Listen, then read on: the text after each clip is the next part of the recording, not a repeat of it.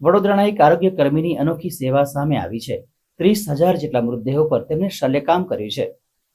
સયાજી હોસ્પિટલમાં 23 કરતાં વધુ વર્ષોથી જેને અઘરામાં અઘરી અને કઠણ કાળજાની જરૂર પડે એવી શબ વિચ્છેદનની અવિરત સેવાઓ આપી છે એવા જગદીશભાઈ વૈષ્ણવે 30,000થી વધુ મૃતદેહોને તબીબોના માર્ગદર્શન હેઠળ પોસ્ટમોર્ટમ માટે તૈયાર કરવાની ખૂબ અઘરી અને અનોખી સેવા કરી છે।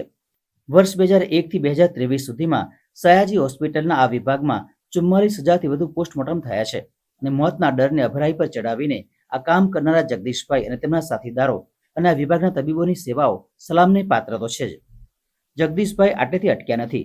એમને લગભગ 35 લોકોની તાલીમ આપીને આ લોક નજરે અણગમતા પરંતુ ખૂબ અગત્યના કામ માટે તૈયાર કર્યા છે। સૌને સૌથી વધુ ડર મોતનો લાગે છે, પરંતુ જગદીશભાઈએ શબઘરમાં મૃતદેહો સાથે રાત દિવસ કામ કરતા રહીને સિદ્ધ સંત કે મહાત્મા જેવી મૃત્યુના ડરને પરાજય આપવાની સિદ્ધિ મેળવી છે। જો કે રાત દિવસ મૃતદેહો સાથે પનારો પડવા છતાં એમની સંવેદનાની ધાર બુઠી થઈ નથી।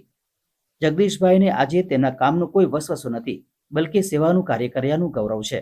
નાના છોકરાનો પીએમ કરવાનું આવે તો ડર લાગે, કેમ કે આજે એકદમથી કોઈ છોકરાનું અથવા છોકરીનું યાદ આવી જાય, છોકરાનું કે છોકરીનું એવું તેવું યાદ આવી જાય એટલે પછી થોડું એમ માયુસ થઈ જવાય કે આપણે શું કહેવાય કે છોકરીનો છોકરો છે આવો હતો આવું હતું એવી રીતે એ આવી જાય।